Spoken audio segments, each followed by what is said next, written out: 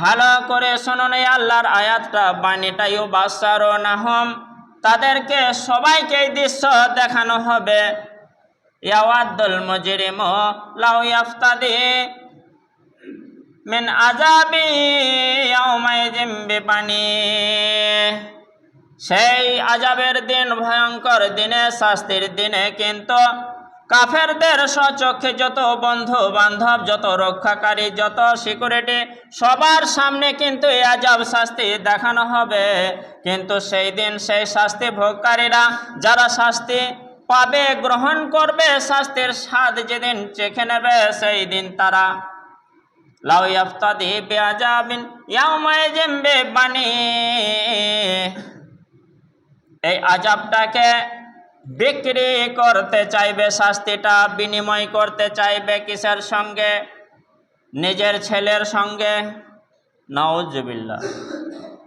একটা ছেলের যদি অসুখ হয়, এখান থেকে আমোদপুর, সাঁইথিয়া, শিউড়ি, তারপরে বর্ধমান, পিজি, ভেলোর, এমনকি লন্ডন, সিঙ্গাপুর যেতে মানুষ রাজি হয়ে যায়, টাকা পয়সা বস্তা বস্তা খরচ করে। সেই সন্তানকে আমি কিভাবে রক্ষা করব, বাঁচাবো, সুস্থ করে তুলব?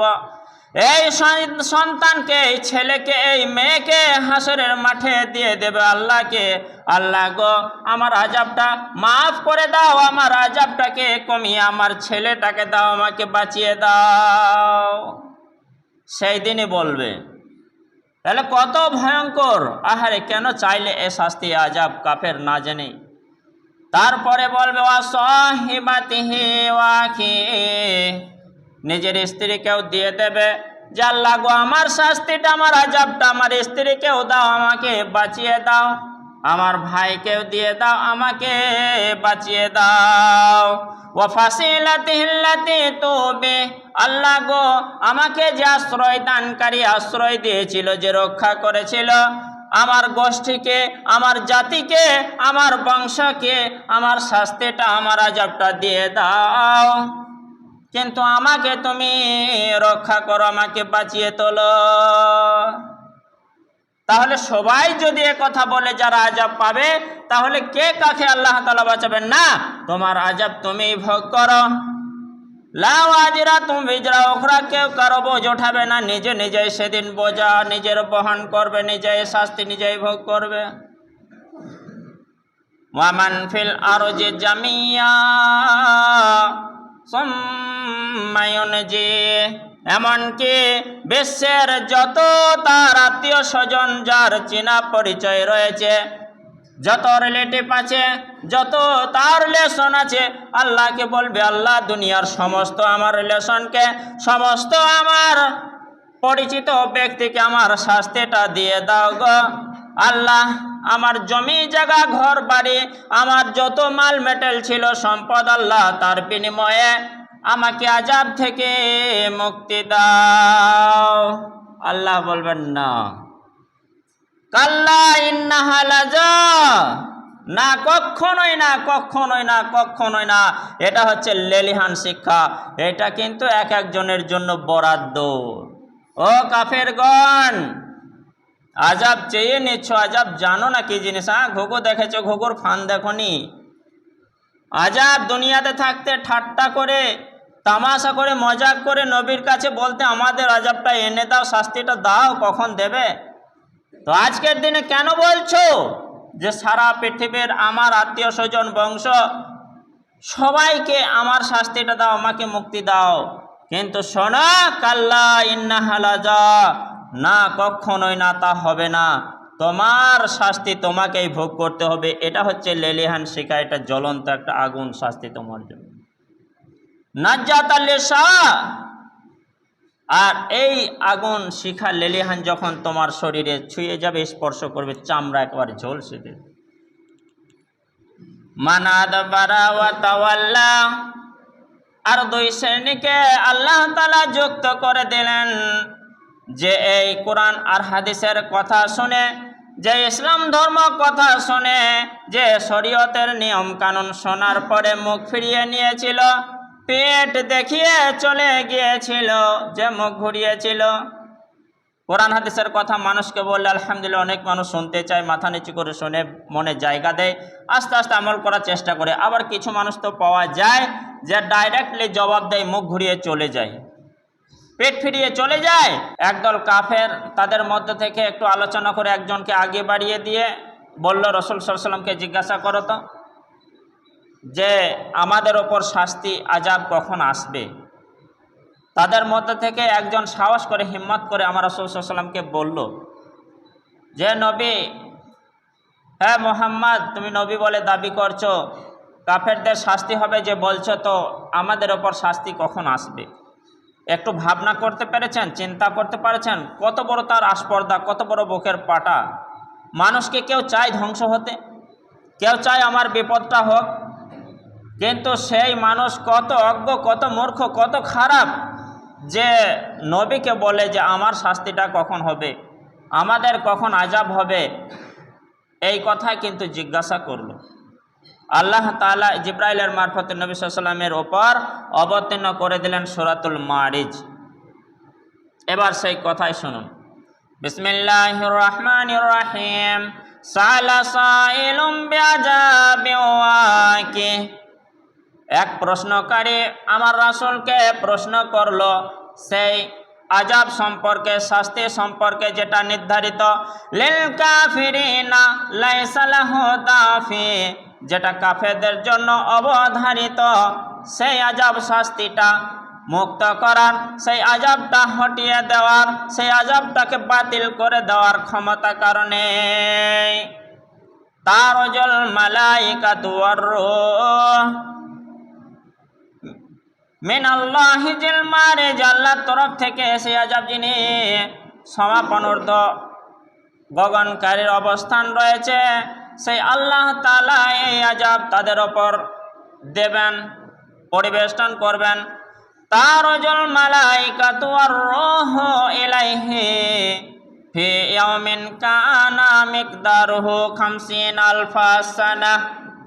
আল্লাহ তাআলা আরো বললেন যে মালায়েকাগণ তথা ফেরেশতাগণ আর রূহ, ওখানে ইঙ্গিত হচ্ছে জিবরাইল আলাইহিস সালাতু ওয়াস সালাম ঊর্ধ্বগমনকারী আল্লাহর দিকে, সেই আল্লাহর দিকে ঊর্ধ্বগমনকারী ফেরেশতাগণ আর জিবরাইল ওই দিনে ইলাইহি ফি ইয়াউমিন কানা মিকদারুহু, যেই দিনের সময় সীমাটা হচ্ছে, যেই দিন নির্ধারিত করা হয়েছে 50,000 সানাহ, 50,000 বছরের দিন। বলুন সুবহানাল্লাহ।